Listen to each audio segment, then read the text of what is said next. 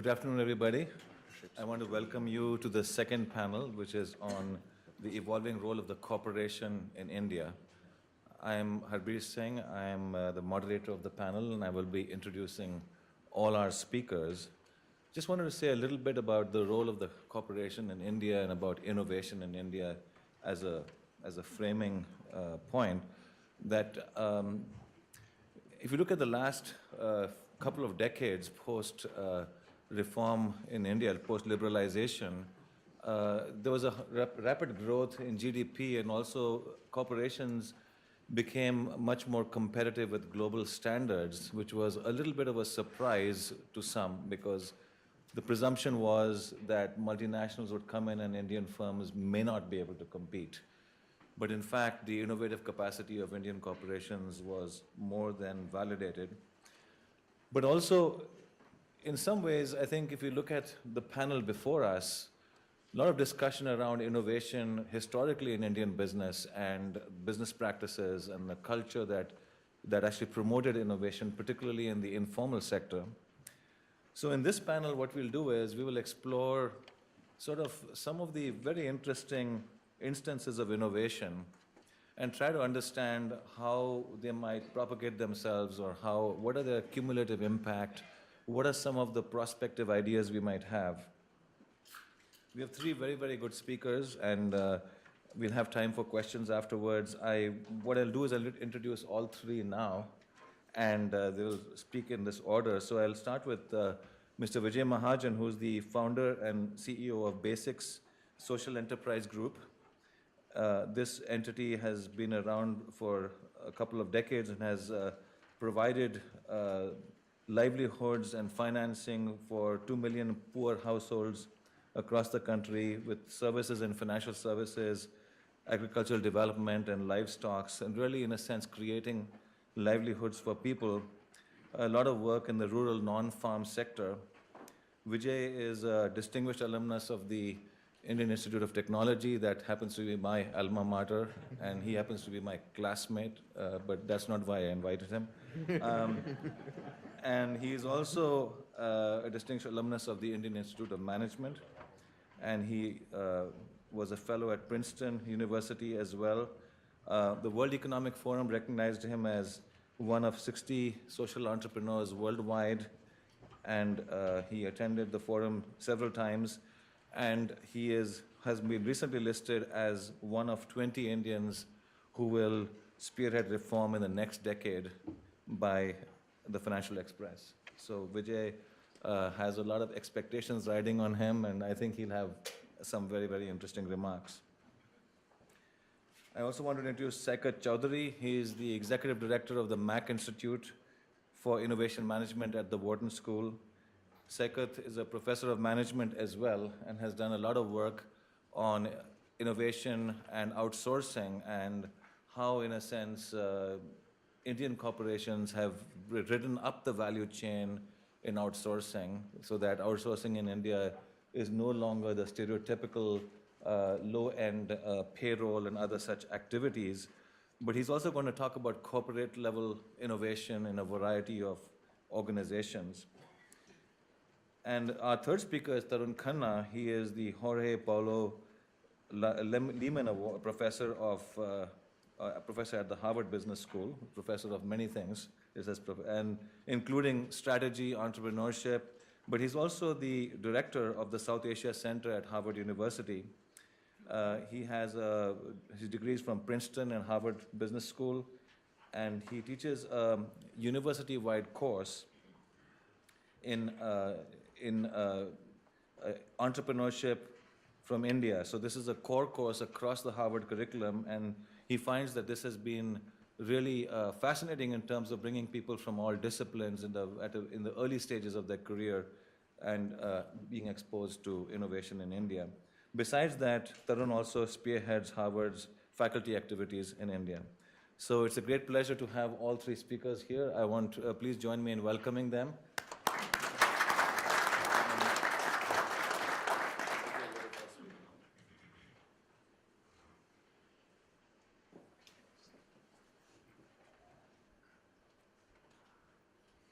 Video first, right?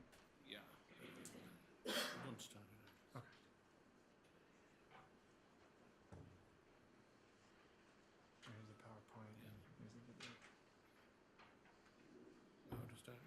Just hit buy on the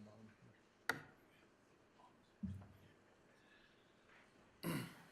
Thank you, Herbie. And it's a great pleasure to be at Wharton. Lots of faculty from here have been coming to not just India, but to Hyderabad, to the Indian School of Business. So many, many people that one knows. Good to be here among some of them. I want to start by referring to the last session and the last talk in the last session by Barbara Harris, where she made the point that 9 out of 10 of India's workers are in the informal sector. And indeed, roughly 5.5 out of those 9 are still in agriculture. The other 3.5 are in the urban and rural non-farm sector. And that's where I live and that's where I thrive. And I want to start with a very brief 2-minute video to take you there, but with just one piece of statistic that in 2008, India had 400 million mobile phones, product of very modern technology, but had only 200 million Indians had bank accounts. And this was an attempt to change that statistic around. So the name of this company is Basic Sub-K Transactions. The promise of this is to enable people to carry out micro transactions. You just saw somebody deposit 100 rupees, $2, completely authorized, written already in the core banking system, and with a paper receipt, all happening using mobile telephones for connectivity. So this is truly a high-tech solution, but brought to outlets like this, grocery stores, telephone booths, and so on, where people anyway come for their day-to-day transactions. Sub-K means below 1,000 rupees, which is about $20. And in the long run, we also hope below 1,000 meters. That's the distance that we expect any transaction point to have from any customer. इसका पहले भी था? So he didn't have a bank account before this. Huh? So he's opening a new bank account. Sab-K in Hindi means for everybody. And the byline is Sabke liye samruddhi laaye, means we're bringing prosperity to everyone. He's brought 2 photographs and he's brought a copy of his election card, which is a government document, which also has this photograph. Press 1 for Telugu, 2 for Kannada, 3 for Hindi, 4 for English, 5 for Marathi. So it's already 5 languages. So what he did just now was give a voice password, but because it's in his voice, it doesn't matter whether he's saying it aloud. You know, if I say the same thing, Bhoi Narayana, it won't let me open it. So welcome, new customer of Sab-K. Microfinance in the old style way anyway didn't have any savings in India. So it's really adding micro savings, remittances, and government payments, 3 important services to microcredit, and therefore making the whole model viable. So with this, we think we will make the next breakthrough in the availability of financial services to the poor. You know, they had like 25 customers, all were using the same password because it's voice-based, so it doesn't matter, you know, what. See you when you have your 1 lakh customer, huh? Which will be shortly. This will be just 1 month away. Yeah. Okay.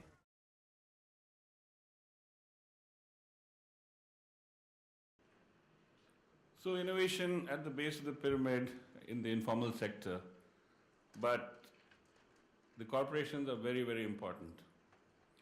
In this presentation that you just saw, all of mobile technology, from the handset to the telephony infrastructure, of course, comes from very large corporations. Nokia, Ericsson, Siemens, you name the largest corporations around the world and they are in it.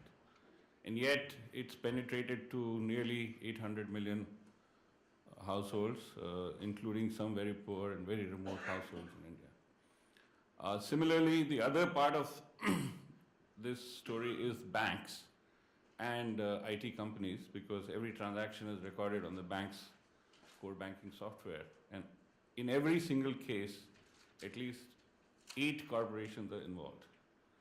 So what looks like a simple solution for the informal sector actually requires some of the big thinking power and the financial power of corporations.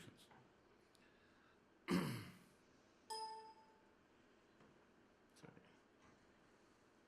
Could you help me with this?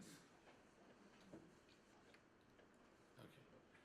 So I'm going to list examples, 10 examples. Of course, we won't have the time to go through all of them. But just to sort of walk you through the range, some corporations have treated the informal sector as customers, others as beneficiaries. But all of them who are listed here reach at least 1 million, if not more, Indians. The Tata Sons, of course, starting from the story that we heard in the earlier session about their setting up a steel plant way back in 1905. But today, they are the largest players in corporate philanthropy, and they started this in 1912, before that term was defined, I think. ITC Limited, which was the Imperial Tobacco Company at one time, is now just ITC, is in a big time into sustainable livelihoods. One of its flagship programs is e-Chopal, which is procurement of agricultural commodities from the farm gate, but with the difference that the price that is offered to the farmer is the instant price that the farmer can get in the nearby market yard, which he knows, by the way, thanks to the spread of mobile telephony. India used to have a very high infant mortality rate, and a large part of the reason was unsafe drinking water. The India Mark II hand pump is credited with having saved something like 40 million lives and over the last 25 years. And it's basically a product of innovations by NGOs, but then creating the hardware which is reliable and which can be replicated in millions of locations by large engineering corporations. Amul, the Anand Milk Union Limited, started before the independence in 1947 in just one district of Gujarat. Its founder was a farmer, Tribhuvandas Patel, and he hired a technocrat, Dr. Kurian, and the two of them together built India's white revolution, as it's called, and India became from a net importer of milk powder as food aid to the world's largest milk producer. The previous session also talked about India having launched the mission to Mars, but what's not talked about is that we've had a space applications program, 30 years old, which has been serving millions of Indians through telecommunications, through broadcasting, and through weather forecasting. One of the reasons why the recent super cyclone in Orissa did not lead to much loss of life, only about 40 lives were lost compared to 10,000 in the cyclone 10 years ago, was because of satellite forecasting, very accurate. The passenger reservation system of the Indian Railways enables poor Indians, common Indians, to book tickets over 1 million a day. Microfinance, which existed in Bangladesh but not in India till as recently as 1990, is now nationwide, and it's spread from just microloans to fully bank-led financial inclusion, an example which I just showed you. Poverty alleviation or promoting livelihoods for poor people has been a long-standing Indian endeavor, spearheaded by the government, but there's been a lot of contribution to it by civil society, by NGOs. And I'm proud to say that my own organization has been working in this, is one of the innovators in this. And our livelihood triad model is now not only been able to do this for 2 million Indians, but has been moving to 10 other developing countries, including 4 in Africa. The telecom revolution I already talked about, but it happened in 2 stages. There was a time when having just the plain old telephone was a big privilege in India. And then the first revolution was by Sam Pitroda, whom we'll be hearing this evening, when he enabled millions of Indians to access telephony, particularly long-distance telephony, without owning a phone, through an innovation called the STDPC, or the Subscriber Trunk Dialing Public Call Office. And they were at the peak 2 million STDPCOs in India. Of course, all that has changed because of the arrival of mobile telephones. And finally, one very little known program of India is the National E-Governance Program. And just before I got here, learned that this year, till October 30th, 1 billion transactions had happened through this e-governance system, through 150,000 outlets, which are called common service centers. So in every one of them, of course, there's a corporation, 1, 2, or many more involved. The Tata story is well known. What is probably not well known is that the Tata holding company, the Tata Sons, which holds anywhere between 5 to 25% of the shares in most other companies, is itself 67% owned by the Tata Trusts, the philanthropies. And so in that sense, the model of returning to society the profits that are made has been not only long established, but has been institutionalized long, long ago, well before it was done actually in the United States.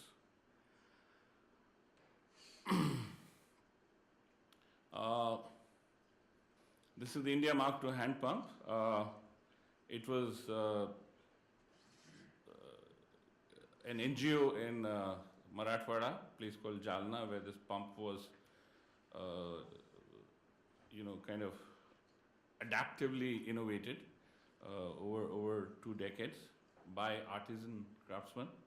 And then eventually, when its design was nearly perfected, UNICEF identified it as the solution through a competition. And then a major engineering corporation, Richardson and Cruddas, got into the act, and the rest is all history. Nearly 40 million lives saved, according to some studies. The milk story, again, starting from being a net importer of milk products, and Dr. Kurian talking of innovations and financing innovations, he persuaded the European and the American food aid donors that he would take the milk powder, but instead of just distributing it free and thereby depressing the domestic market for milk products, he should be allowed to sell it and use the proceeds to build the milk processing infrastructure in India. And that generated over $1 billion way back in the 1970s for what was called the Operation Flood in India. And because of that, India slowly not only became self-sufficient, but then continued to increase its milk production. In 1997, became the largest producer of milk in the world, a position which it has maintained even today. What is amazing is that the average Indian milk producer produces only about 2 liters a day. So 2 liters a day, aggregating into millions of tons per day, is a huge logistics task, particularly as the temperature, the ambient temperature in India is such that milk doesn't last for more than two hours unless it is pasteurized or refrigerated. So all this has been done. By the way, another point that was raised by Barbara in the last session was that, is there any innovation by the state? And there's several examples here, Barbara, that you'll find. that are indeed by the state. Indeed, while Amul was a cooperative, the National Dairy Development Board, which was established as a result of Amul, was a state-owned enterprise, and then it became really a national program.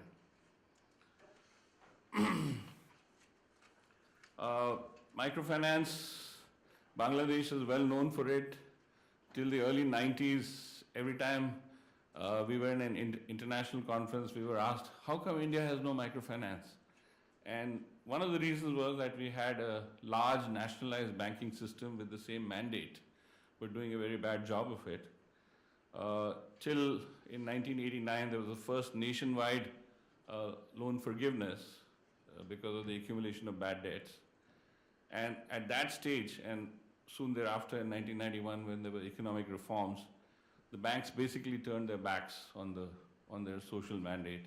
They stopped lending to the poor. And that's when innovation began. Again, it was NGOs who innovated this model.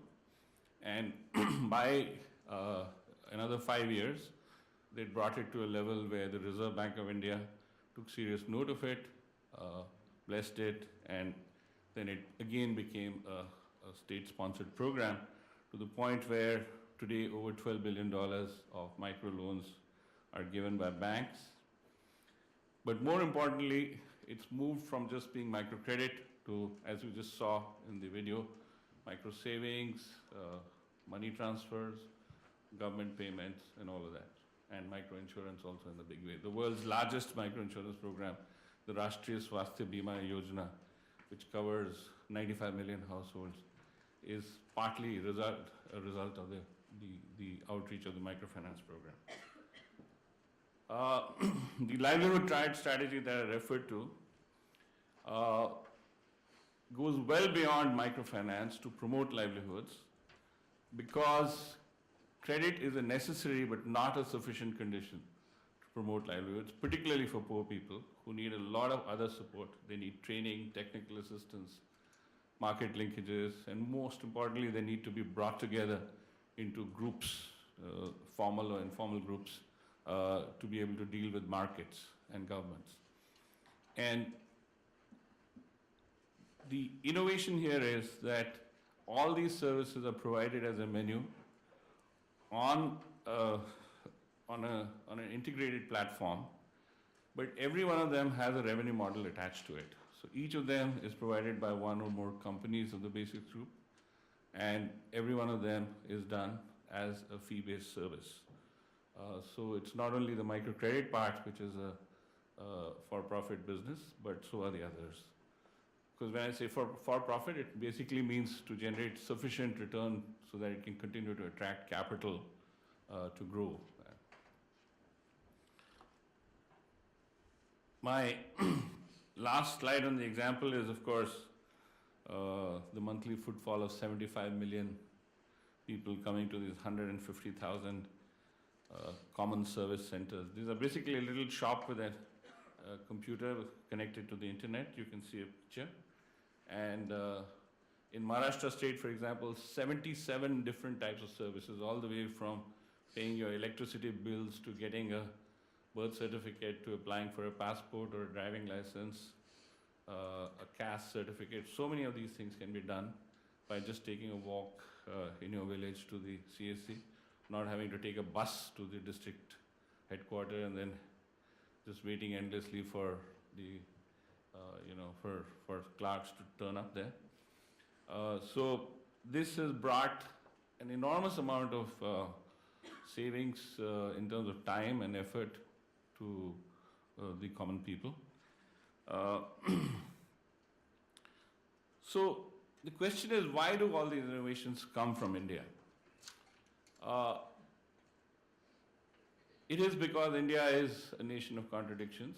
As Provost Vince Price said in his inaugural speech, that on the one hand, we are among the top economies of the world. On the other hand, we are the world's largest gathering of poor people in the same dense geography. And poverty in India is in your face, It's not tucked away in some reservations or some inner cities or some southern Mississippi where nobody goes, or the Appalachia. And so you have to be extremely insensitive to missed poverty in India. So what it does is, for any person who has had any privilege in that society, and I'm happy to note that now there's even a phrase for it by India's top sociologist Dipankar Gupta. He calls it the elite of calling. People who are well endowed, well educated, but who feel driven to do something about bringing about greater justice, greater equality and efficiency in Indian society. And this tradition has been there right from the freedom movement. Indeed, if you see the class background of people like Gandhi and Nehru, they were not at all from a deprived background. But they worked for millions of poor people. So what are the constraints and the opportunities that fuel innovation in India? The biggest constraint is the overweening but increasingly ineffective state, with a self-appointed role as the elevator of poverty and the developer of economic potential. And no amount of evidence of failure seems to convince the state that it should move out of that role. As a result, the country's substantial part of the country remains poor and unequal, and of course this leads to a net reduction in just the aggregate demand as compared to had the income been spread more evenly. So that's just a materialist argument for greater equality. But because there's poverty, it is also an opportunity. And as a result, there are possibilities of several base of the pyramid strategies. Unilever, for example, uses women in those microfinance self-help groups as retailers. ITC uses village internet kiosks to procure agri-produce, and so on. Others who do it for philanthropic reasons, like the Tatas, Infosys, Wipro, even they see it as an opportunity to derive some satisfaction for their employees by volunteering. But the biggest constraint is the innovation ecosystem is not yet fully blossomed, and it needs to be fostered. And this ecosystem, of course, comprises the R&D labs, but they're mostly owned and funded by the government, some by universities and the Indian Institute of Technology, which are again publicly funded, though they are now diversifying their funding more recently. And very, very few corporate and still fewer NGO R&D centers. So it's R&D being in the hands of the government is kind of an oxymoron, and although I know that there'll be speakers here who will give us some outstanding examples of the contrary, but I think those are exceptions that prove the rule. The bigger problem is that whatever R&D is done often just ends in labs, with very small percentage of innovations ever reaching the market. And that's because of lack of industry linkages and lack of funding. And opportunities for commercialization, such as seed funds, angel investors, early stage venture capital funds, they're all beginning to come up now, particularly as several people from the US return and spread the culture, but it's still nowhere near what is needed. But the most important constraint, and I would let the historians and the sociologists sort of speak more to it, is that the society in general and the government's attitude towards innovation and commercialization, though it has softened from the Nehruvian socialism days, but it still has a long way to go. Till 20 years ago, being in business was not respectable in India. And now making money is respectable only in certain sectors. And indeed, what has happened in the last 2-3 years has again made making money quite disrespectable in India. So unless we sort that out at a much more deep level than just regulation and law, at the level of social acceptance, I think we are not going to have too many Silicon Valley role models in India for a while. Thank you.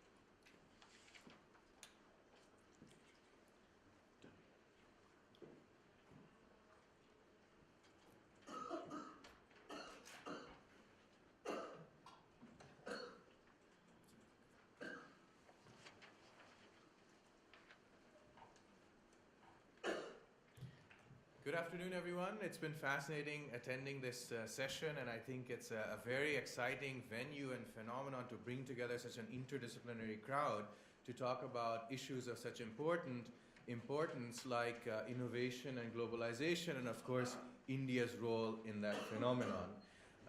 Vijay set the stage very nicely here. He began in really talking about bottom of the pyramid, base of the pyramid types of endeavors where corporations are involved in innovation. But he left off by talking about larger thoughts about innovation ecosystems, thinking about entrepreneurship, commercialization, and where the private sector may play a role. And that's where I'd like to pick up on, thinking about how India may be leveraged for global innovation purposes. Where I'd like to begin is to think first about just giving you some examples of the types of corporate innovation which we are seeing coming out of the country today with a dual purpose. So first of all, in order to give you a sense of the nature and especially the sophistication of the kinds of innovation, in particular I'm talking about technological innovation coming out of India. At the same time, to give you a sense about the types of organization and the structures and the relationships and the institutional contexts which are facilitating that type of innovation to be developed. And then I'll draw some conclusions about how this might carry forward, the opportunities, the structures, which various colleagues and a group of scholars, including myself, has been working on, especially in certain types of contexts. So let me begin with some examples. So first, I'd like to just set the stage by framing how we may think about corporate innovation. So three major modes of corporate innovation are probably visible today, right? So one of them has to do with foreign multinational companies coming into India, setting up shop. Virtually every Fortune 500 company is there already, and that has been so for some time, who have their captive units working on research and development and related initiatives. The second is, of course, when you have Indian emerging multinationals, Tatas and others, who are themselves developing indigenously new technologies and new innovations. There's a third category, however, of these types of innovations, and in particular the sources of innovation, which is when foreign companies, in other words, non-Indian companies, are coming together with Indian firms in various forms in order to collectively co-create new types of technological innovation. And it's this area which I do a lot of work on, and so I'd like to focus on, perhaps also because in some respects it's underexplored. Harbir is hinting at it. Most of the time, or often, my examples will be drawn from the offshore outsourcing context, which we often associate with call centers or back-end IT services, but has grown to product development and design in many sophisticated ways. And of course, you don't hear about it, because it's very easy for a CEO to say to a shareholder, we are reducing our costs by taking X and Y and Z peripheral activities, shipping them offshore, and reducing the cost base. But Cisco's not going to say that, well, our Catalyst 5000 switch, the next version, is actually made by HCL. Or Texas Instruments is not going to say, well, that specialized chip that we use in some of our smartphones and sell, that's actually made by some of our partners and co-engineered with them. Or for that matter, Apple is not going to tell you, right, that all these iDevices that you're paying several hundreds of dollars for, well, IDEO is really doing the design, and someone else is making the touch screen and so forth. That's not an example of offshore outsourcing, but it's an example of outsourcing and producing new innovation from those kinds of efforts. So essentially what we can think about is how is co-creation done, And I'll focus on the offshore outsourcing context, but there are JV and other models as well. What is intriguing about this phenomenon, and what frankly also drew my interest in studying this a little bit further, is that there are various levels of value addition in terms of the value chain, which have now been breached, and it's risen to a very sophisticated level. And this is being done through various mechanisms, which may seem somewhat counterintuitive, at least at initial glance. Once you look at it, it makes a lot more sense. So, for example, research and development is generally considered a core activity, not a peripheral one. Why would you want to share this or co-create this with another firm, in particular a third party? Secondly, what's interesting in this is that payment models are no longer ones where you have various firms saying, okay, let me give you X amount for developing some kind of device for me, be it a small VCR for the college dorm room, the next generation switch or router, a telematics piece of equipment, or a medical device, right? But they're saying, let's have some skin in the game. And this is where firms like Wipro, HCL, Tata, Infosys, and others are making certain efforts to expand and take some risk. A third is that the organizational form is often an extended engineering arm of these various organizations. If you're doing something for Cisco or for Microsoft or for Boeing, oftentimes the employees are sitting in their facilities, working side by side on new, complex, and uncertain innovation types of projects. And finally, perhaps most interesting of all, is that these various vendors, the Tatas, the Cognizants, the Infosys, HCLs, and so forth, are themselves making investments in dedicated facilities, often specialized labs, even patenting, in order to build the expertise to be able to serve their customers, their clients, and jointly co-create new innovative output. So one example which you may have heard of is a joint venture between Wipro, one of the leading IT firms, but it's broader than that, and GE in the medical systems area. And this started in the early 2000s, a portable EKG machine. So we know what ECG machines are all about. Maybe, well, probably most of us have had one taken at least, and the results hopefully have been positive, or negative at least. Hard to rethink when we come to medical. But the idea is, well, how can I craft something that's portable? Obviously, Western hospitals are fairly well endowed. I know there are new pressures due to Obamacare and so forth, but in general, they're fairly well endowed. So they can afford the large pieces of equipment. Not only that, in a dense enough population, it's possible to have large devices, large populations coming there. However, in countries like India, where you have to go, especially in the non-urban areas, from home to home, or in the poor areas, you need something cheaper and more portable. These two firms came together, Wipro and GE, and said, let's think about a portable machine. This also later extended to ultrasound and so forth, and they designed it. It was done in India in collaboration between these parties. And why did it work so well? I want to promote the idea that it's not just local adaptation or local needs. The point is, the conditions in India are such that they allow one to develop to the local market, which is also useful elsewhere. For example, this has led to a whole suite of portable medical devices, including ultrasound. Siemens replicated the model later, which can go to other parts of the world, including, say, Arizona or parts of Australia where the density of population is lower and can be utilized in those parts of the world. Innovation for India, but also for global purposes. One fundamental example. Another example, this one by HCL, is more recent. They are working on, with their clients, and I unfortunately can't name the names of these clients, but I'm sure you know all of them, Class 3 medical devices which require the highest levels of approvals from the FDA. One example is an implantable and automated drug delivery system that can be externally programmed. The sensor, the battery, the interface, the actual device for injecting, all of those were developed by HCL for a client, 80% autonomously and indigenously interfacing with a client.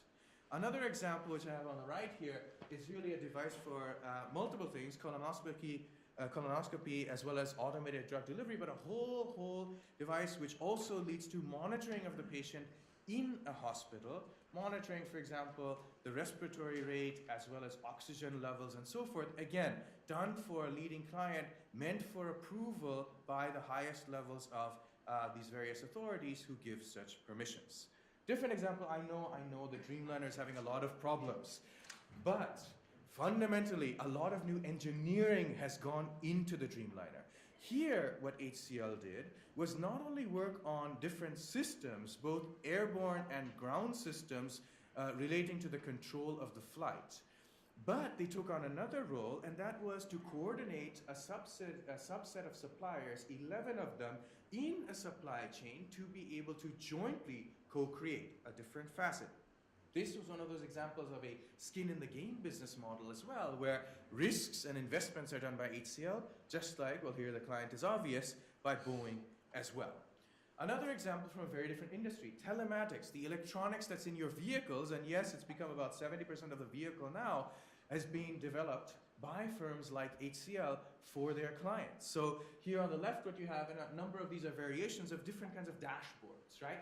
So thinking about how can intelligent cars be developed, how can the controls of vehicles be done in such a way that they're steered automatedly by the vehicle and also alert you. So on the left is a touchscreen type of device, but in the middle you can see how, and this was done for a European client because 120 kilometers per hour is what it refers to, not miles per hour. Here this warns you that you're going too fast, for instance. On the right, what we have is warning, pedestrian crossing the street, and it automatically then acts as a way to slow down the vehicle. And then you have a dashboard, some things in the controls, and then finally an intelligent navigation system on the right. Again, these are modules that are developed by HCL, and in this particular case, not only developed for particular clients, but also sold as mini packets and mini suites externally as well as entire packages. A few more examples which shift us a little bit to thinking about the organization and the evolution of the structures. The Motorola and Wipro R&D relationship, Motorola Mobility is of course now part of Google, it went through multiple phases over a 4 or 5 year period. It began, as you might imagine, not with the entire handset that they were working on, but with one component of the software. The second stage was ownership of the entire software. And the third stage was to develop a whole unit with 220 people working on a suite of products. That was the Razor, for those of you that remember before the smartphones that we have now came about. That was the entire team working on it. The most interesting part, there was a bidding, there was a contest, there was a competition between Motorola India, the captive unit of Motorola in India, and Wipro won that, so Motorola USA worked with the other arm. It doesn't mean that Motorola India is not well suited for these activities, it's just they're doing other things. We're working on other activities. This was an area of collaboration. So it deepened over time, and these investments came over time. These are more partnerships, in other words, when we co-create in this type of fashion. A couple of other examples. Leica is a company that many of you who deal with photography will have heard of, very high-end photo equipment manufacturer from Germany. So how would a firm like Wipro work with them? Well, it turns out they developed a handheld laser meter, a very powerful device, which can measure distances, which can measure areas and volumes in a flash. The problem was the chip, the semiconductor, the chip was very unreliable. So this was the part that was given to Wipro. Work on that part. Wipro came up with a new ASIC design. They have plenty of experience because they work with the likes of Motorola, they work with the likes of other semiconductor firms in Austin as well. They came up with this, right, and the upfront. Later also they were responsible for seeing through the production, but that was more of a coordination of the supply chain type of activity. Again, this relationship developed over time. To give you a further sense, this time less on the organizational piece, but more on the structural piece, what we have here is sort of the top part is Leica, the bottom part is Wipro, and initially what happened was the initial prototyping costs would always be borne by Leica, especially as related to this chip. It's red because they spent a lot of money on it. Wipro figured out a way in order to do this with a zero margin prototyping model, and that's why they were happy to take it on. Here, they're sharing both risks, costs, as well as the upside. Later, once this is produced, it gets validated and eventually sold. Wipro takes a per chip royalty. So only if the chip does very well does Wipro also ultimately make money on it. And of course, a larger chunk of the proceeds of the gains come to Leica itself. So this has worked out very, very well. Now, the final example that I want to use here as almost, in many ways seen as reverse outsourcing. But the reason I want to point out this example also is that oftentimes we think about innovation as product innovation, but clearly there's a lot of process innovation and business model innovation which also takes place. And Indian companies have also contributed in many interesting ways. So if you know the mobile telephony industry, clearly there are major players around the world who have dominated that. And one of the facets of this exercise has always been that the network is the core. You need to own the network and invest in it. Well, Bharti came along in the early 2000s, shortly after liberalization, and they were competing with the Tatas and Reliance and other competitors who had deep pockets from other businesses. And they thought, how can we quickly scale this? Because as we know, it was growing at the rate of a few 100,000 subscribers a month, and there were these other competitors. So there's a brilliant idea. Well, what would happen if we could outsource the network of our telecom infrastructure to someone else? Of course, this was radical in the industry. Internally, people laughed. Externally, people laughed. The board thought this was an absolutely illogical idea, but there was a lot of merit and the reason for it. Why? It has to scale quickly. The costs have to be very low. Today, Bharti Airtel is the fifth largest, actually the fourth largest after an acquisition, mobile telephony player in the world by outsourcing their network, both the installation, I'll talk about it in just a second, as well as the running of it, and they offer their services actually their cost is 2 cents per minute. That way they can make tremendous money on the large volume without the high margins that one might come to expect here, such as AT&T and so forth. We all know how much we were paying, right? How did this come about? In 2004, it was initially just IT. Went to IBM, billing and so forth, the first part. Few months after that, they said, Nokia, Siemens, Ericsson, why don't you come? We have an idea.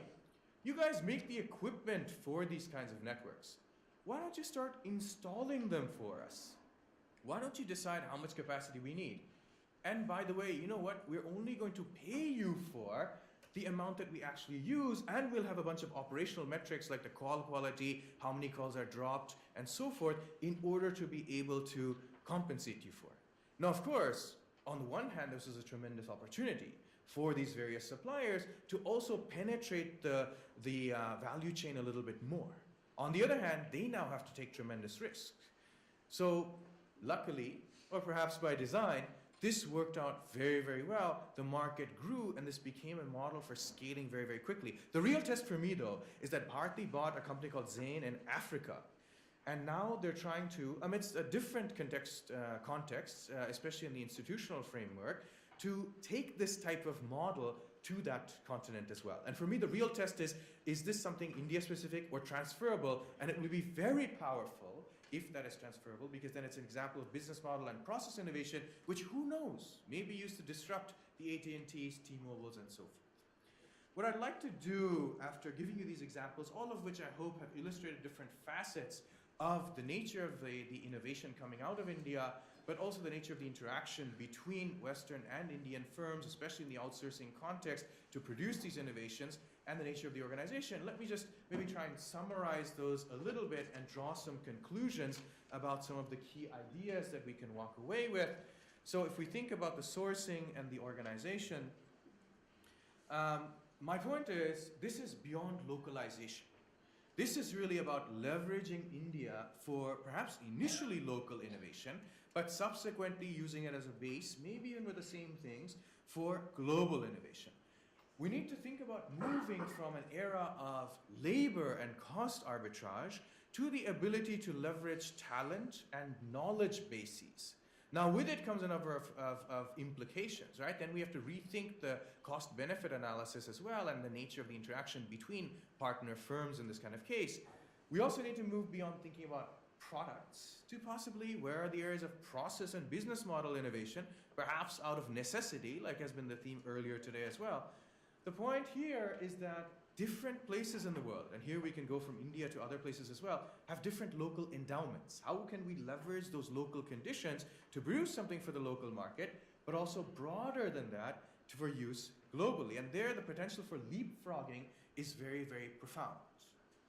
The final sort of summary slide that I want to use here is how can we think about organizing for global innovation? Well, as a corporation, corporations are increasingly becoming disaggregated entities where we might think of them as networks of multiple R&D centers rather than a centralized approach, disaggregating them into multiple points of excellence that coordinate across these different units may allow increasingly strategic and creative tasks to be distributed around the world to the place and the local conditions which do this the best in order to be put together for a global offering as well. Oftentimes this may start with offshoring, but then will extend to a larger, more holistic picture of what we consider global innovation.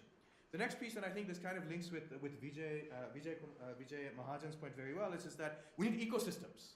In order for this to happen, right, we need to think about interdependent yet independent self-sufficient ecosystems with the different functions, the right policy in place, as well as both corporate and startup type innovation in order to make this happen. And that's something that needs to be considered at the policy level.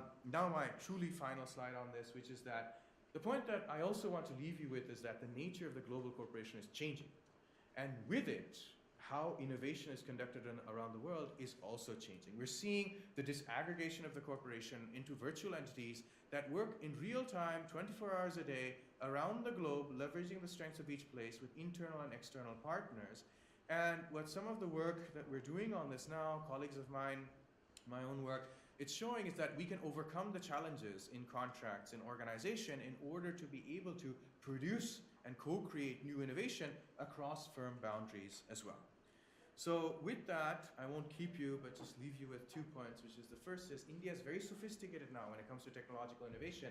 And second, India is part and parcel of a much larger phenomenon, which is the evolution of the global multinational enterprise, especially how it approaches innovation. Thank you very much.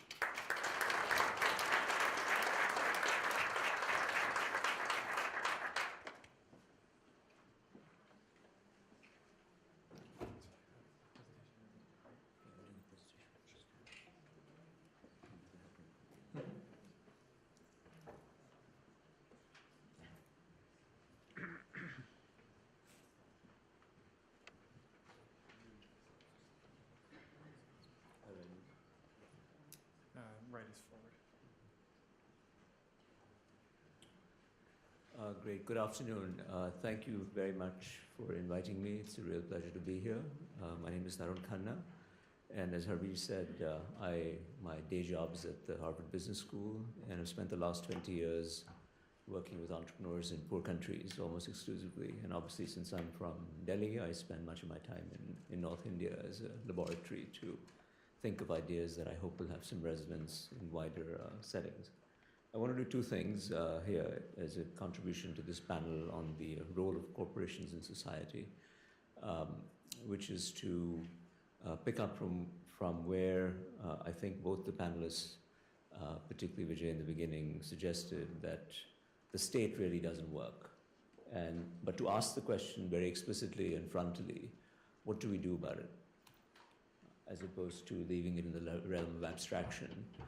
Because manifestly, the state, despite some interesting examples where it is working, and you saw the micro ATM type setup, and there's some others that I'll show you that are clearly working, by and large, it's defunct.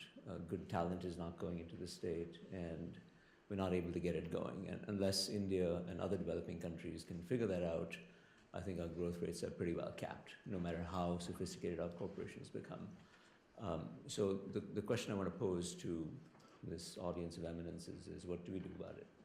And I will suggest three options, which are very cleverly titled. Do nothing, do everything, or be clever about it. And as the rhetoric implies, I vote for being clever about it. And I don't know how successful I'll be, but I'll try to propose a way of thinking about it. And the second thing I'll do is I'll show you a short movie, which pertains to my other second day job, which is to run the university-wide South Asia Institute. This is a picture. Anybody know what this is? No? Yeah, it's the Kumbh Mela, which just happened in January. Anyone know how many people went to the Kumbh Mela this time? How many? 12 million. 12 million. Going once, going twice. 12 million. Any others? 30 million. 30 million. Going, oh, 30 million. Wow. That's like many Philadelphias. Any more? So the first answer is that nobody knows. Genuinely, nobody knows. We don't have any method, any mechanism, any way to really guess, but there are lots of guesses. One of the projects I'm working on is with a mathematician to use cell phone data, big data, to estimate how many people went to the Kumbh Mela. And our best guess so far is that the peak attendance was 30 million on one day, and the aggregate attendance was 120 million over 50 days. 120 million is a lot of people, as you can imagine. And what I want to do is talk about this as, strangely, and you'll have to bear with me, as a laboratory where we can think about what are ways in which the state can actually work. Because the first half of my talk is about the state doesn't work, and what do we do about it? And the second half is to say, you know, I thought this was a laboratory where you could actually see how the state and other non-state actors are coming together to make something work. Because amazingly, this worked. There were virtually no disasters. Pilgrims came from all over. 99% Hindu, I presume, but 1% all sorts of interested onlookers. Lots of ceremonies were done, lots of food was distributed, lots of people were ferried back and forth. And out of those 150 million people, I think we had 30 fatalities or less, and that too not at the Kumbh Mela, basically at a railway station that collapsed some miles away. So the government worked here in this case, and the question I'd like to pose is why? And so what my institute did at Harvard was to mobilize a team of people that, I don't know about you guys at Penn or elsewhere, but we never cooperate. We tell everybody to cooperate about systems and ecosystems and work with others and be great and platforms, but my goodness, do we ever do it? When's the last time a historian in this room worked with a scientist? There are a lot of historians here, right? Anybody work with a scientist, a real bona fide scientist? Because I actually think historians have a lot to say to scientists and vice versa. But there's no reason why you shouldn't. So we actually ran this experiment. We ran an experiment where we took, this is a number I should know, but I don't know. I'm going to say about order of 60 to 70 faculty from across all of Harvard schools and graduate students, and set up a Harvard tent at the Kumbh Mela, which was a first, and had doctors, epidemiologists, statisticians, mathematicians, philosophers, business school people, legal scholars, historians, just engaging in an intellectual melange, just to say, what is it that we can learn from this setting? And the results so far, which are just starting to come out, are fabulous. We have collaborations between design people and public health people saying, if we did this just a little bit differently, we could have reduced the incidence of this disease and this protozoa that you see in the water by an order of magnitude. Yeah. Collaborations between, I mentioned earlier, a mathematician and myself, talking about different ways in which traffic flows can be optimized so as to reduce even further the amount of, and here's where the corporations are coming in, because the cell phone guys are the ones who are giving us the data and working with us and working with the design people and the government and academics, both academics at Harvard in this case.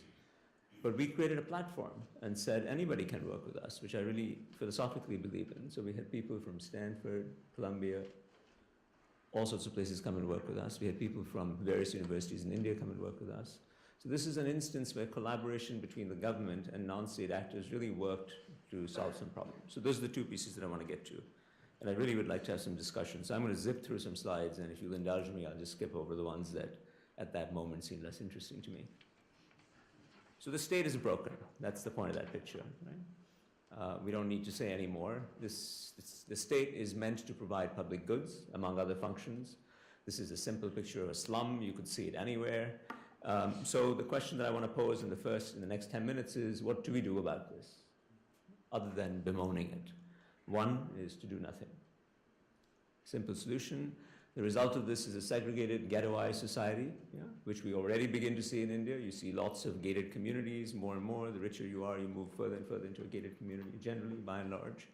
And it's a very dysfunctional outcome, and frankly, unsustainable. You have things like this. This is actually a picture from Johannesburg.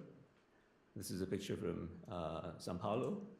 where you see the rich on one side and the favelas on the other side, right? So you can see this everywhere, but you see India moving in that direction if you adopt the situation that public goods are not being provided, so I, the rich person, am going to retreat into my own little island, provide whatever services are to myself, and not worry about the rest.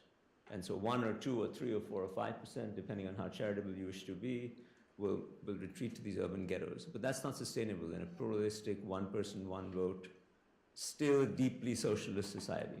It's not going to work. It's going to be a backlash to make that unsustainable. So this is not an option in my mind. Second solution is to do everything. And it's not so far-fetched. You find lots of companies effectively doing everything, which is to go and build their own roads to their factories, to provide their own generators, to educate their own people, to provide healthcare to themselves. It is not so far-fetched. But it is also, as common sense would tell you, is not a large-scale practical solution for the country. So we're left with the third option, which is to do a few things, yeah? And to be clever. And the way I like to think about it, is there a way that we can productively catalyze the state? So the state is fast asleep, in effect, for whatever set of historical, complicated reasons. Is there a way that we can wake it up in some way, to get it to begin to do the things? Is there a way that we can partner with it to get it to do things that are productive? And that's what I want the next few examples to speak to. So here's an example of somebody who might be familiar to many people in this room. This is a surgeon in Bangalore, Devi Shetty, who's been working first on tertiary care, trying to provide very low-cost tertiary care to poor people across India and increasingly around the world. And someone I've been working with for close to 10 years now, just trying to build out the model. And the picture on the top is sort of a conventional public facility. As you can see, there's not much there. And this is just a standard hospital theater. This is comparable to a state-of-the-art facility in any part of the world, if not better. Yeah?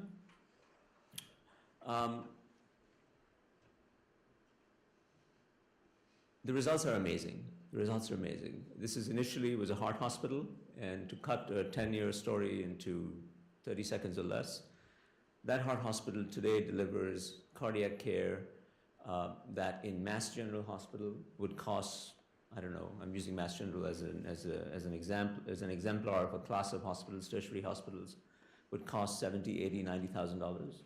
Your standard unplug your arteries type of surgery. Yeah. That surgery now at Narayan Heart Hospital costs, give or take, $1,000. So it's 2 orders of magnitude less. And next year it'll be down to $800 to $700, and Mass General will be up to $110,000 or $120,000. So this discrepancy is widening. There's a lot of careful study and measurement that's going into trying to understand whether it's scale, learning effects, clever task shifting, this, that, what have you, that's actually driving all this.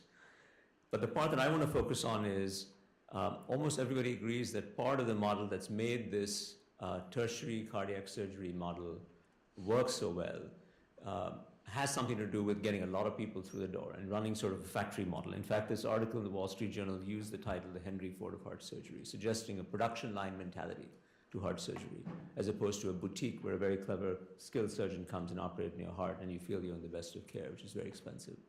This is a situation where you come in and the task is partitioned into many, many, many bits and pieces. Different people come in and out and take care of the relevant piece and move on. So that's the Henry Ford idea. But to get that scale to come into the hospital is a completely non-trivial task. And this slide is going to suggest the variety of institutional innovations that had to be taken, had to be carried out before scale could arrive at the doors of this heart hospital. Pioneering some sort of medical insurance, which is still very small. Pioneering all forms of transportation services, getting people to the door. Yeah? Telemedicine in a big way. Yeah? So Vijay again alluded to the satellite network is being used to do all sorts of productive things, and that plays a role in this case as well. All manner of social services around the hospital, because patients come, sometimes they have to wait for a few days, they don't have the infrastructure, all sorts of things have to be done to take care of it. Doing a lot of things with medical education, particularly for nursing. Yeah? The point is that even if the objective was to do scalable heart surgery, yeah, there are lots of things that are missing in the environment around it. And this entrepreneur had to go ahead and do all that. Now this is where the catalyze the sleeping state comes in. Because a lot of what was needed to make this happen was to work with the state and the regulators, not to say that the state isn't working, so we're not going to do it, but to actually go to the insurance regulators and explain why a particular kind of thing was needed, which wasn't happening of its own accord, manifestly, and care was being denied to a lot of other people. Similarly, for any of those buckets. And of course, we know that institutional change, as social scientists will tell you, even if it's very productive, usually creates winners and losers. And the losers will resist it because there are rents to be had from the status quo. And you see that play out time and time again in this process of institutional innovation. You come out with a new way, you have to go and work with the state, in my language, catalyze it in some way, get them to agree to what you're doing, and they're going to resist it. And so seeing through that is, in my mind, much more of the innovation here that allows the scalable heart surgery to actually happen. Right? One way to look at the impact of scale in this particular example is just that there's a very famous article popularized by Malcolm Gladwell, the popular writer, who says that to be an expert, a world class in anything, you have to do it for 10,000 hours. You want to be an expert tennis player, you got to play 10,000 hours. You want to be an expert surgeon, you got to operate 10,000 hours. So if you apply that sort of reasoning to be an expert, let's say, pediatric cardiac surgeon in Boston, you would need to be operating pretty much your whole life. Here, the number of surgeries that you do, you would get to that point within 3 or 4 years. So it's just practice makes perfect. Really, at some level, it's as simple as that. But it's not, because the real complexity here is not in the repetition. It's in all the stuff that's around it. It's filling, in my language, these institutional voids, these vacuums that are around you everywhere that make entrepreneurship so difficult. In different language, it's making the ecosystem work in some ways that allows this to happen. And that requires you to work with the state. And so I think that's the role of successful entrepreneurs, is to work with the defunct state. And part of the changing role of corporations, which is the point of this panel in this society, is to figure out a way not to do business as usual. Business as usual I define as realizing that Indian talent, Indian capital would compete in the world market in the last 2 or 3 decades, building some very interesting world-class corporations that Saikat was talking about. That's yesterday. Today is how do we actually get the context to work with us and develop so that that value that we're creating can spread to the 90% of people in the informal sector that we were talking about earlier in the previous panel. That's the game changer that needs to happen. Totally different example, different context.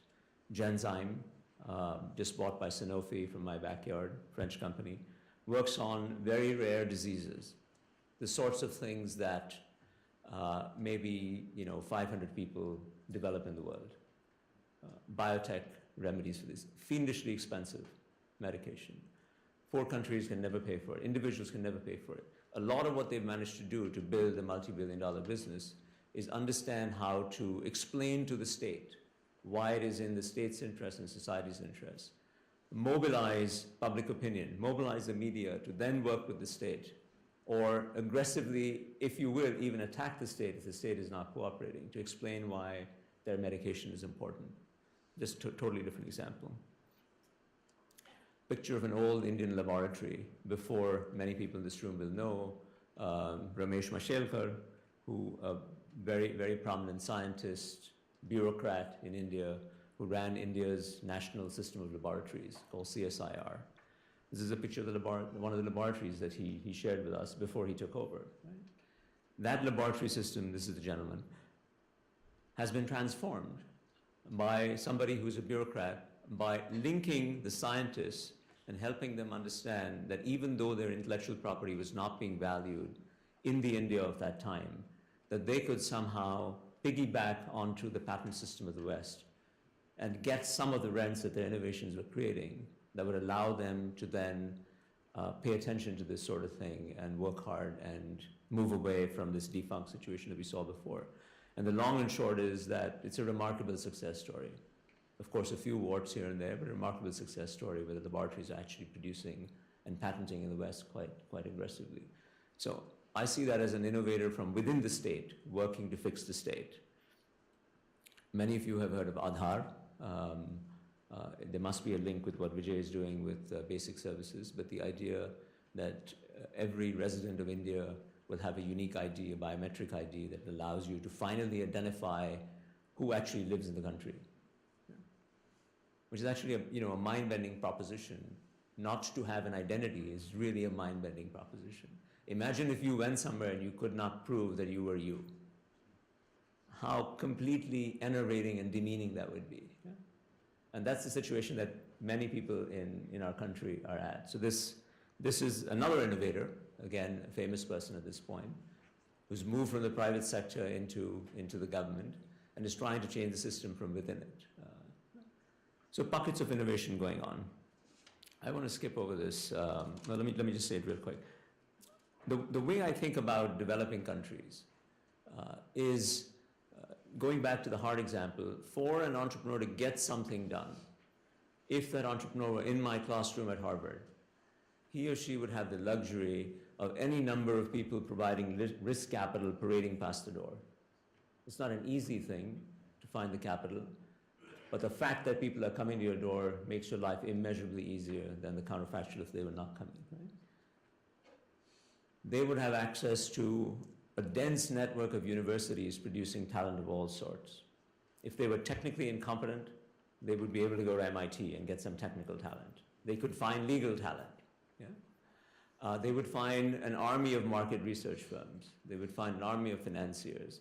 The supporting structures that are needed to allow that innovation to happen are present. Now contrast that to Dr. Shetty's heart hospital, which has had to do every single thing on its own. Right? That's a bit of an overstated example, but the point is that you have to fill these so-called voids, these institutional voids, to make your innovation happen. And the way I connect that to the topic in this panel is to say that it is not appropriate or viable at scale for entrepreneurs and corporations to sit back and say that given that we have this plethora of institutional voids, plethora of lack of supporting structures, it's not sufficient for us to say that the state must provide or criticize the state. We have to find ways to work with the state, pressure it, catalyze it, wake it up in different ways to make that thing happen. And that process has only just started to happen. I can see some people in this room who are private sector people who've started to work with the state. I can see people who are within the state who are working to fix it, to mobilize it, but it's too little and too far between as yet. So that's the structure that needs to be fixed. I'm going to skip these. Actually, what I would like to do is just move to the movie, if I may. If you would help me with that, that'd be grateful. So to remind you, this is the experiment that we ran. What I'm going to show you is a 5-minute. It's a little bit of a. It's not quite a promotional movie, but it shows different people coming together from our university and from other universities to partner at the Kumbh Mela to begin to create this thing. And I think it'll give you a flavor. It's about 5 minutes long, so if you'll bear with me, I'll just play that and give you a flavor of the festival and the insanity of running a large-scale research project in a place like this. And then hopefully I can just summarize it and open it up.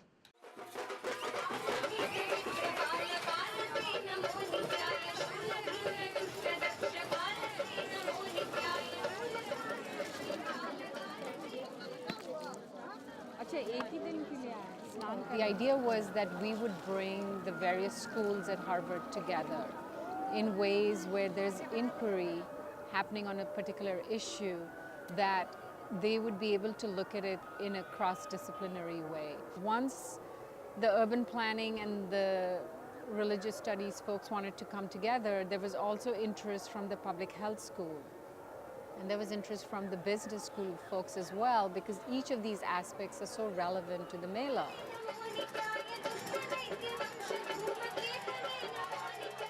The Mahakumbh Mela occurs every 12 years. The estimates for how many people will pass through here in the aggregate varies, in the tens of millions, certainly 30 million at its peak. There is no other agglomeration of humanity at that scale anywhere on the face of the earth. And so it's a real interesting laboratory within which some deep questions about all sorts of issues: urbanization, public health, property rights, social agglomeration, epidemiology, all sorts of questions can be asked. So that's the reason why we zeroed in on it and decided to create the infrastructure to allow researchers to come here. From the design school's perspective, we're interested in this question of extreme urbanism because this is a condition where a megacity is built temporarily.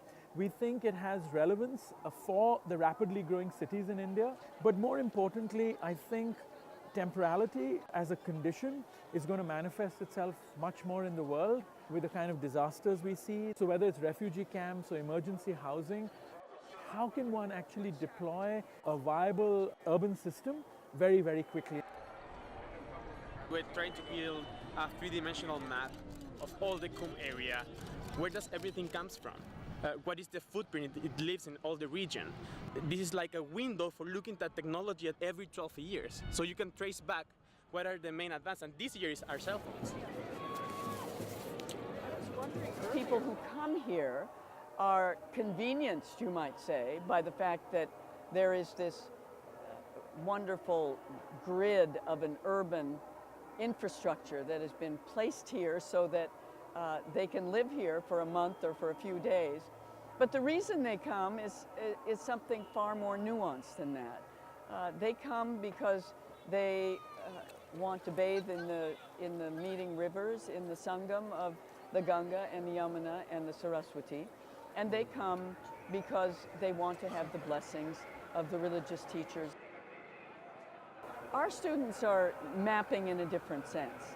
They're looking at the meaning behind the facades, at what takes place on these streets and within these pavilions. We are doing a seminar. I came initially with the goal to figure out sort of the flow of how flowers got here. So from fields to trucks to markets to trucks to the Mela and then being sold. And I wanted to figure out who was selling them, who was buying them, and how they were being used. But when I got here, I realized that the new direction of the Kumbh has been a sort of environmental one. So this Green Kumbh movement has really opened my eyes to the problem of flowers being sort of ending up in the Ganga here on the banks. My role is to think, how can I take this experience, bring it into something that's bite-sized for a discussion for business people that's interesting to them, that gives them the feel of the Mela, but also exercises basic skills in finance planning and city development, and ideally stretches business people's thinking about how to compete with resource efficiency. It's really interesting to think about the social networks of these vendors, specifically the illegal vendors. None of them are really making a profit, and we think it's interesting because this sort of social idea that the Kumbh is this huge commercial space is actually leading them to overserve the market. You tell me. What's that? But what if you saw a spike? So we had a project in mind to support the Kumbh administration, for them to have a data set to look at their healthcare utilization and the potential for outbreaks over the course of the Kumbh. We call it surveillance. And surveillance just is that. It is looking for symptoms or diseases that may occur in the population in time and place, and to be able to identify that rapidly, and then to be able to investigate it. There's a network of the sector hospitals at the field level that we've engaged, and we're going to track their registries. So all the patients they see in any given day, over time, we've set up a system for them to digitize all this information on iPads. And so I think what we should kind of do from here, over 400,000 patients that have been treated thus far at the hospitals in the Kumbh Mela area. Our study has captured about 10% of those patients, over 30,000, making it the largest data set that's ever been recorded for a transient mass gathering patient population. It gives you a lot of insight into a lot of the disease burden and a lot of the treatments and a lot of the resources that are required to manage a population of this size. What I've found is once we are here, the students are asking the questions that are relevant to another discipline.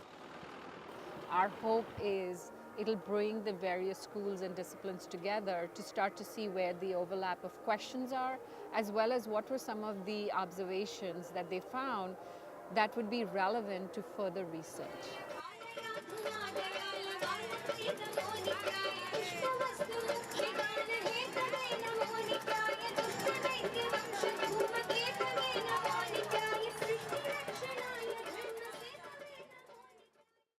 the reason I want to show that is my own sense is that one reason why this spectacularly complicated, logistically challenging exercise of running the Kumbh Mela worked is that unlike the conventional situation in India where the government overpromises and underdelivers, this is a situation where the government underpromised and overdelivered. And the interesting question is why. All the government promised to do was to, what happens here is that the river water recedes, and it's only once that recession has occurred, which depends on the monsoon, that this temporary pop-up mega city can be built rapidly in a few weeks. So there's no time. So all the government did here is lay down a few roads on the riverbank and allow for security, public security, and essentially create the interfaces so that the rest of society could plug in and provide the other services. It's sort of like, in computer speak, the API, the application programming interface, right? Is that we just provide the operating system. The operating system here is a few roads and security and some rules, and then the rest of it is provided by individual entrepreneurs, corporations, civil society, NGOs, pilgrims, all interfacing with it. And then somebody has to sit astride it and make sure that people obey the rules. And crazy as it sounds, to me, that's a model that's telling us how government and non-government entities can work together to compensate for some of these bigger institutional deficiencies that we see everywhere. And as I said, the fun part about this was that for the first time, at least in my 25 years at Harvard, we had people from all parts of the university working together on a project. And you saw them. They were from the medical school, the design school, some mathematicians, some divinity students, et cetera, all working together. And there's just a fabulous array of projects coming out of it. So I'll stop with that. Thank you.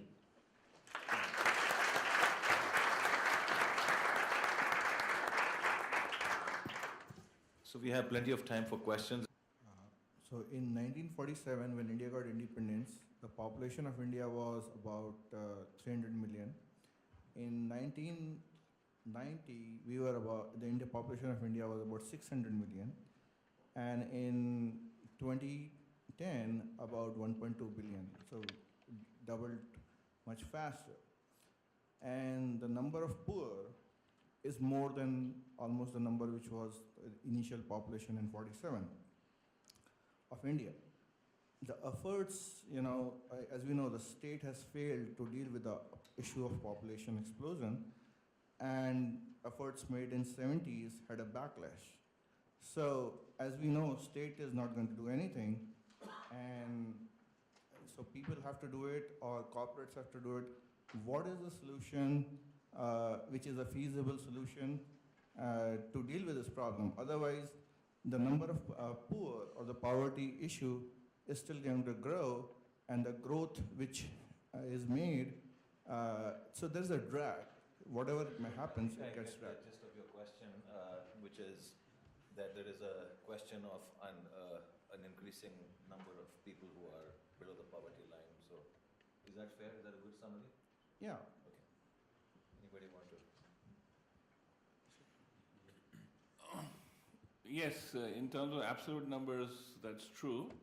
But at the same time, as a percentage, the good news is that it's been coming down very significantly. And even the population issue, if you look at 2011 census and 2001 census, the fertility rates, even in the high fertility states, have all come down. 2011, even Uttar Pradesh fertility rates came down. So you're going to see a tapering off, as has been predicted by demographers. One of the main important things in reduction in fertility rates and population growth is that poverty itself actually leads to high fertility rates. Therefore, the best contraceptive is actually growth and increasing per capita income. And part of that is showing up, for example, in those states which had higher growth in the previous 2 decades. They have the lower fertility rates. So there's a more complex connection there, and there's a second and third order relationship between those two variables. Very nice. Other questions? Right. So this kind of follows directly from Mr. Khanna's talk. The government still has the biggest network in the country in terms of distribution, media, action notes, things like that. So How do you see that network being harnessed more effectively in the future? The examples that you had were more of entrepreneurs picking on things that were relevant to them. I mean, I don't see those things decoupling anytime soon. So how do you see it being used more effectively? Maybe participatory models of development, or your thoughts on that? Should we answer it? I think that's an excellent point. Rather than focus purely, and I'm not, of course we should focus on building new infrastructure, but there is so much underutilized infrastructure lying around or poorly utilized, whether you think about capacity planning in intelligent ways, and the technology for all this exists. It's just a question of somebody, both within the government and somebody who knows how to work with the government, figuring out how to do this. I'll give you a simple example. With the heart hospital, a lot of the reason the insurance scheme, not just that gentleman's scheme, but many other insurance schemes worked, was because there had been a prior building boom in hospitals in the state of Karnataka. So there was a lot of empty hospital capacity lying around. I think occupancy rates of hospitals in Karnataka 15 years ago, 10 years ago were 30%. But people have done something about it. And they've worked into the design of the insurance system the fact that these hospitals are available, and the marginal cost of actually putting someone in is close to zero. Essentially, the bed is just sitting over there. It's a small example, and there are plenty of others. And some of the examples, Vijay again used ITC as an example. I think they've been quite clever, as have been many other companies, about using the existing networks. The post office network is a great one that's available for people to use. So I think your point is an excellent one, and we need to think a little bit more creatively about it. Other questions?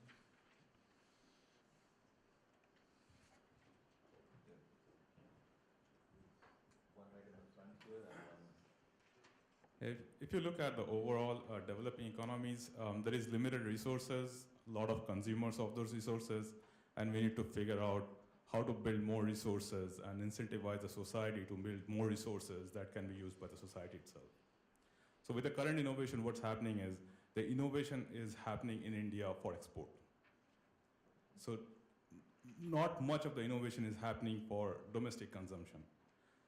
The innovations that are happening in the system are mostly through individual initiatives, not as a part of the system. So if we can manage it based on some public policy where the society itself is incentivized to build more and more resources for consumption of the same society, not export, then we can probably basically bootstrap the society into more developed society. So is that where is the question? The question is if you can shed some light on what kind of public policy initiatives or public policies that we can promulgate so that we can have bootstrapping of the society itself. Would someone like to respond to that? Among the examples that I gave you, the fact that 1 billion people till October this year have used government services using internet kiosks, or that there are 900 million mobile telephone connections active, or that between the time I started 2008 to now, 450 million new bank accounts have got opened. These are all Indian innovations serving India. In fact, the issue is, the next one is how do we do something to take some of these, say for the benefit of Africa or some of the other developing countries? Let me reinforce that from the corporate side. I mean, if you think about it, the portable ECG machine, Bharti Airtel, all of these endeavors were for the Indian market primarily. And I would say in terms of a policy argument, even the whole financial crisis provided a policy shock because the domestic market needed to be nurtured as a result, steered some of the investment in some of these leading firms inward as well to cater to the local population. There's a couple of questions right in front. Yes. Professor Chaudrui, I'm kind of interested about your presentation from a historian's point of view. It seems to me that the older form of outsourcing you were talking about didn't require the same kinds of, it required knowledge of wages and so on, that where labor is cheaper and so on, but it didn't require the kind of intense awareness of what the strengths of different societies and different companies would be. And it seems to me what you're talking about is predicated upon intense communication between companies. So what is two parts. One is, what has happened in global capitalism to make that possible in the last 10 years? And secondly, are you mainly, and it's very much part of this in question, you're focusing on the success stories, but how about the failures where the information hasn't been perfect and these kinds of cooperations don't really work out? Are there many examples of those as well? Most certainly this is not easy, and I don't know whether it will be successful. I think to start with the second question and then build in the first, we are in an era of experimentation. So people are taking this model, especially on the offshore outsourcing piece, and pushing it to its limits.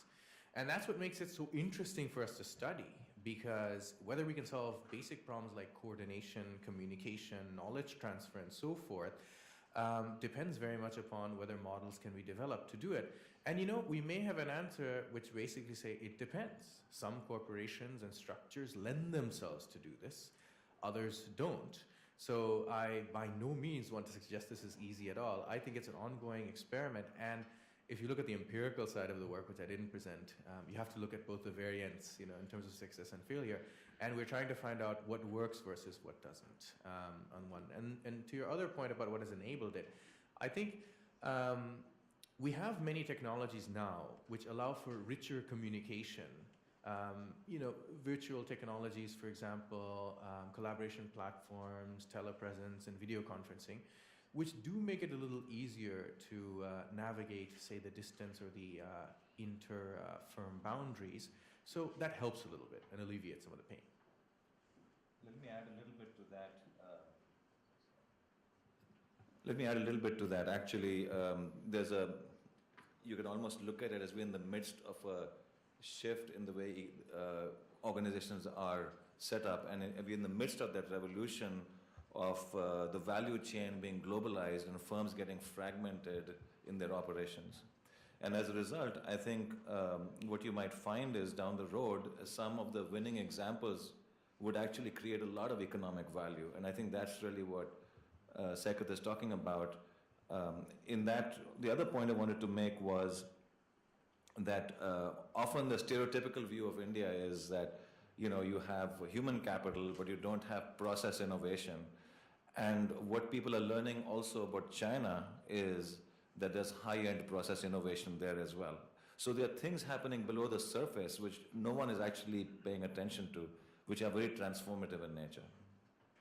I'd actually like to pick up on that. It seems to me that if we look at both China and India, generically across the last 60 years, both nations have traveled at an unbelievably fast pace on every conceivable dimension. And actually, the nature of government evolution travels much slower than what usually happens in other domains. But it does dawn on me that, Vijay, in your model, the whole issue of institutional development, I think, was one of the most critical things that you put into that triangle from the outset. And in a way, it almost points to the issues that each of you others have been talking about, that virtually every profession needs to be taught how to do institutional development across the boundaries that are not in their primary world, either making money on one end or delivering medical services. And I wonder if you might speak to that, because I think your experience, Vijay, with all the headaches that came with it, but actually the speed in which you did it, you were able to educate communities to think in institutional development terms that others around the world were never even thinking about. And that's quite transportable into other parts of the world. So I'd very much like you to elaborate what you got out of that, because I think it's just profound. Well, you know, I owe it to a historian, an economic historian, Douglas North, that we use the term institutions not as organizations, but as norms. And so it's really normative development that one is talking about. Take for example, in 1989, India had a nationwide loan waiver where 56 million loans by name were forgiven. Of course, there was mainly poor people, loans below $200, etc. But it created an expectation that loans will be forgiven. So bankers stopped giving money to poor people, and poor people basically, had nowhere else to go. It took just 10 years after that for NGOs to build the entire microfinance system that I'm talking about, where typically repayment rates are never below 99%. Usually they are 99.2, 99.4, and so on and so forth. Now that repayment norm is the bedrock of what then will lead to true financial inclusion, because finance is ultimately all about trust. And if the lender cannot, have the faith that the money will come back, there'll be no further financial transaction in the economy. So it's at almost institutional development at that very fundamental, elemental level that one is talking about. But of course, there are more tangible forms of institutions. People need to come together, and they need to be able to do things together that they haven't done. That requires organizational capability and all the sophisticated routines that we are more familiar with in formal organizations. But I think all that comes later. And one of the big deficits in India, and that's the point that I want sociologists and historians to study, is that today our economy is out of whack, out of sync with the level of institutional development that's necessary. And which is why in sector after sector, for example, infrastructure, telecom, and so on, you had success and then massive failure, which is all a crisis of faith, So, it's something that we need to dwell on. More questions, yes. Well, please bring the mics forward, or yes. Okay. Hi, my question is for Saikat. Basically, you talked about having a partnership between the global firms with the local Indian firms and then doing innovation. But at the end, who owns the IP? And then is there something changing in this? If the IP is owned by right now with the global firms, and then the trend is changing, and then IP is shared between Indian firms and global firms. So I'll give you two replies. One is in the tangible sense, it's arranged contractually, but usually the client organization retains the intellectual property. That's the understanding. But there's a bigger issue that you're pointing to. The reason I find this fascinating to study, and many colleagues do, is because precisely this evolution, this transformation that Harbir was talking about as well, is pushing our conceptions of firm boundaries, organizational forms, and what is core versus periphery. Let me give you one thing to think about, which is that what if, so far we know that core activities basically should be done in-house because owning them gives you full access to them and the ability to leverage them, develop them, exploit them. What if you had the ability to fully influence their development and be able to access them and nurture them and exploit them as needed without owning them? How does that change our conceptualization? There's also the issue of patents versus trade secrets, okay?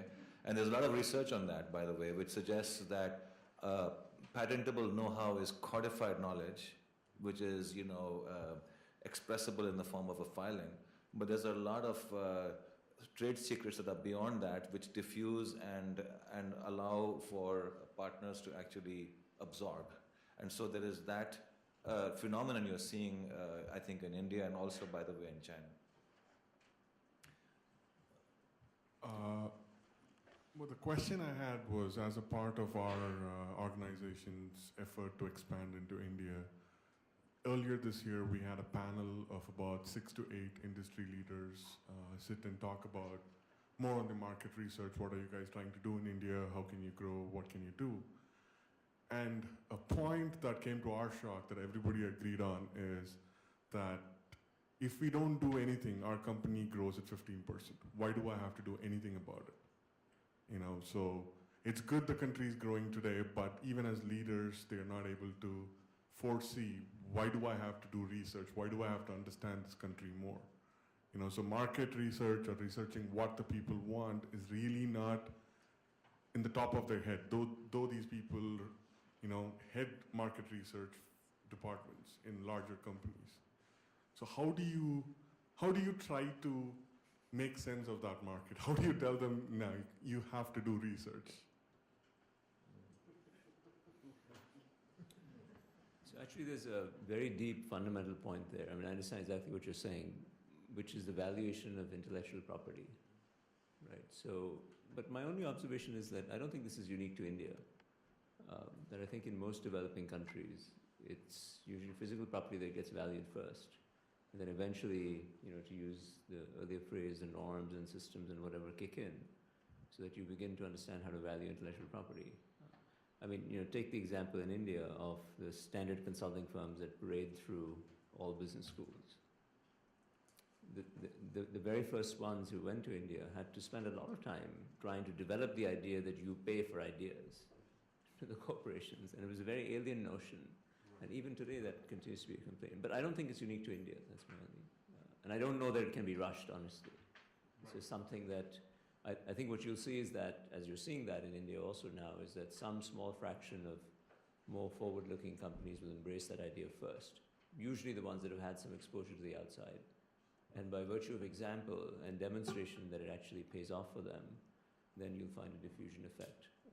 But I don't have any silver bullet to accelerate that. There's also, at the corporate level, competitive pressure, right? So for example, if you take, let's say, one successful sector, the IT sector, it's no longer the cheapest in the world, right? It's not at the highest end of the spectrum, it's caught in the middle. So it has to find creative ways to innovate in order to also remain competitive to be able to succeed. And so those micro types of mechanisms may also take place at the sector level. I'll just add one very quick comment. I'm supposed to be the moderator, so I don't want to start responding, but I feel compelled to do so in this case. So there's the whole issue of aspiration levels. I think that's really what you're talking about. And actually, I did a study of Indian CEOs of very successful companies, and what we found, we were surprised by, there's a lot of heterogeneity. At the high end, there's a very high degree of aspiration, and I think we sometimes don't pay attention to that. Other questions? Good evening. It was a pleasure to listen to all of you. It was really interesting. So as a sophomore student and as a student who's like at this juncture kind of trying to decide where you channel in your efforts to create maximum impact, my question kind of goes back to Mr. Khanna's point about needing to catalyze the dormant state, which is an obvious need of the hour. So a few years back, it was in the news, a certain Miss Chavi Rajawat, who was an MBA student, then left her MBA, went and became the head of the panchayat of a village in India.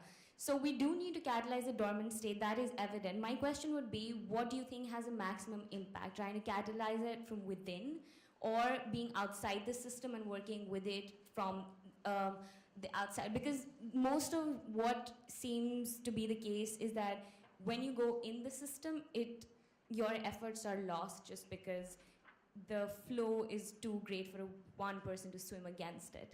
So would you then say that it is better to take the path of social entrepreneurship or joining a corporation to kind of make your efforts a maximum impact?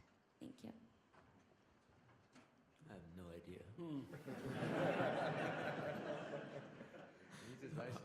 Honestly, I have no idea. I mean, I think, as there's some wiser people on the panel than me, I would do what comes naturally to you, whatever you feel most.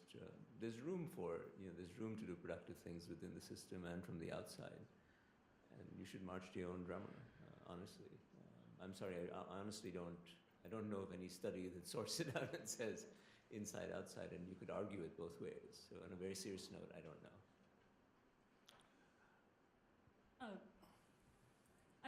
My question is for Professor Khanna. I want to thank you for sharing the video of Harvard's really phenomenal engagement with the Kumbh Mela. Pardon? Crazy experiment. Crazy experiment. My question has to do with how one thinks about vulnerable populations and in sort of marketing India as a laboratory. One of the things that historians of colonialism have often commented on is the fact that the East India Company used India as a laboratory as one of the first joint stock companies and corporations in the world experimenting with new forms of capitalism. And we have plenty of examples from history in which very vulnerable populations have been used for experimental purposes. And I don't know that I necessarily want to compare this with things like Tuskegee and prison populations, but there is, I think, a domain of concern of retreating regulation in a context where we're thinking of a population as a data set. And I wonder how you might respond and how you might distinguish these kinds of models from an earlier moment of corporate engagement with India. You know, I think it's a fabulous point and a very useful admonition to the use of the phrase laboratory. Obviously, it's not intended in that insidious or nefarious fashion. But there's a couple of points. One, to validate the spirit of the question. In fact, we have had abuses in clinical trials, for instance, which have been in the media a lot in the last 2-3 years. And the good news is that corrective action has been taken, both on the side of European and US regulators, as well as in Indian regulators and the Indian media. So that's the good news. And I think in general, this goes back to the issue of maturity of the system and institutional development. I actually am quite optimistic that safeguards, you know, of course they're nowhere near perfect, and they're compounded by the lack of exposure of the median person on the street to some of these issues, so they may not have the capacity to adjudicate what's okay and not okay. But by and large, I think I'm quite optimistic that the system has enough inbuilt DNA to try to do this. And I may be completely off base here, but thank you for the question. It's actually a very important one that we should all be cognizant of, and I endorse the question at least. Yeah. So we have time for one final question. I don't know where somebody mentioned to me that we might have just one last question. So. So this is looking sort of out of the box of the present and the past, because I think we can probably agree that all innovation, whether it's in India or elsewhere, is contextual in some way, shape, or form. That whatever the necessity is of the day or the challenges of the day, you innovate around that, or at least that's fostered. But looking ahead, let's say 50 years or 100 years, do you see a particular common thread or link or characteristic to Indian innovation? Because 100 years back, there was a different circumstance, different challenges. 50 years ago, different circumstance, different challenges. And today, there's something different. But what would it look like, let's say, if population wasn't as big an issue, or poverty wasn't as big an issue? What would innovation look like at that time? Oh boy. And maybe to point to a common thread, certainly not something specific, but do you see a characteristic to Indian innovation?